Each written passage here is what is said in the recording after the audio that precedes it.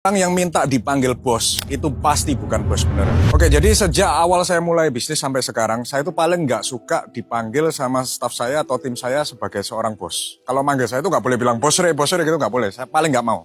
Saya maunya dipanggil Pak Re aja, atau yang bisa membuat kita ini setara dengan tim.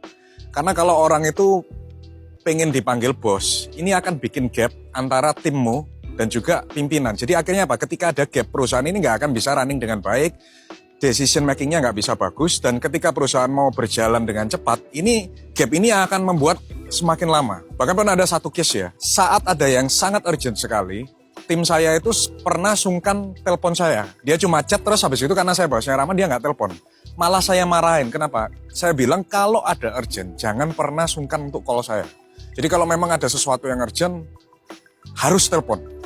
Dan HP saya itu open hampir 24 jam. Jadi saya bilang ke tim saya, mau chat saya kapanpun, mau telepon saya kapanpun, silakan. Karena kita ini teamwork gitu. Dan ini juga yang pelajaran dari orang tua saya, karena kita ini kan background dari keluarga pengusaha. Jadi kita ini tidak boleh merasa menjadi bos. Karena the moment you think you are the boss, then you are not the boss. Nah berikutnya yang cukup penting, kenapa kalian kalau menjadi seorang team leader, kalian jangan pernah mau dipanggil sebagai seorang bos, merasa seorang bos. Karena ini akan membuat bawahan kalian atau tim kalian itu merasa nggak nyaman untuk mereka menyampaikan pendapat, atau ketika mereka ada masalah sesuatu atau lainnya, mereka ini akan sungkan atau segan untuk bercerita sama kamu gitu loh. Kita ini kan kerja bareng. Selama kita kerja bareng, ini tidak boleh ada gap, karena kita juga sebagai seorang pimpinan, kita juga butuh sudut pandang dari tim kita. Misal ketika saya mengambil keputusan ini, saya akan tanya ke direksi yang lainnya misalnya, ini benar nggak kalau saya berbuat seperti ini? Dan kadang saya juga tanya ke lead salah satu divisi tim saya, misalnya saya